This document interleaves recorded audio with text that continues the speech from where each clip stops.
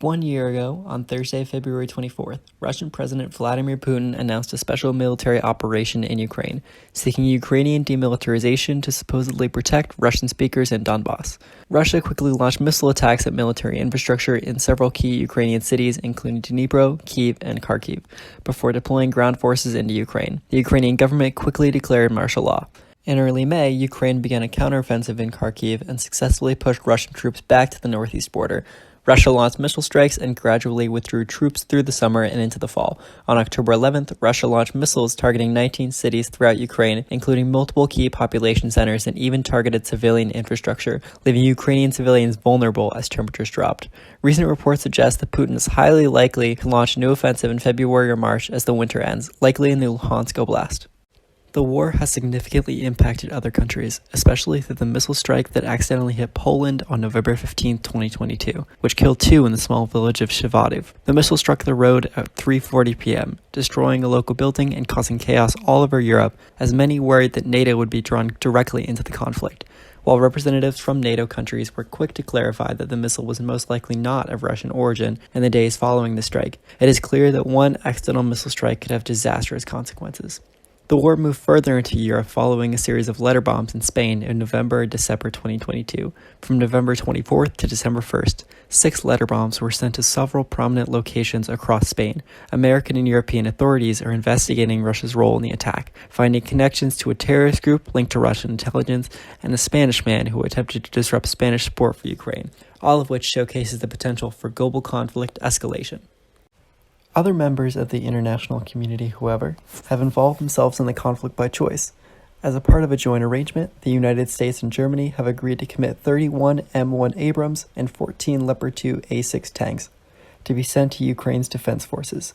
Ukrainian officials believe that these tanks will help turn the tide of war in favor of Ukraine. Analysts predict that once winter is over, Russia will launch a springtime offensive, and these tanks could be a major blockade impeding Russian progress. Additionally, Russia has completely shut off key natural gas pipelines into Western Europe in response to their support of Ukraine. Initially, gas prices reached extreme highs, but after an unusually warm winter with minimal natural gas usage, prices have fallen. While natural gas reserves are not being depleted, Russia was a major supplier to Europe, and European powers are searching for replacements in places like Senegal. Future applications for energy reserves are dependent on the severity of future winters. Since the start of the Russo-Ukrainian War, approximately 7.9 million Ukrainians have become refugees. The nation in the west with the most Ukrainian refugees is Poland, whose border is the primary point of crossing. In the east, 2.9 million Ukrainians have become refugees in Russia. Although many of these refugees were likely forcibly moved, Russian filtration camps have become the subject of many human rights violations, such as torture and extrajudicial killings. The majority of Ukrainian refugees are women, children, and the elderly, as men ages 18 to 60 are not allowed to leave the country. Ukrainian refugees have been almost universally welcomed in Europe. However, Ukrainian minority refugees have faced difficulties and racism at border crossings. Many Russians have also become refugees due to either opposition to the war or avoiding the draft, primarily fleeing to Central Asia.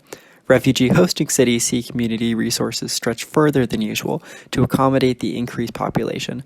Already high costs of living and travel, brought on by the COVID-19 pandemic and the war in Ukraine, have made it even harder to house and transport refugees. International aid has made housing refugees easier, although the situation may change as Europe faces the ongoing energy and cost of living crisis. In the year since the Russo-Ukrainian War began, the conflict's effects are now felt across Europe. Travelers should continue to monitor the conflict, as even without direct military involvement, foreign nationals will continue to experience the effects of the war.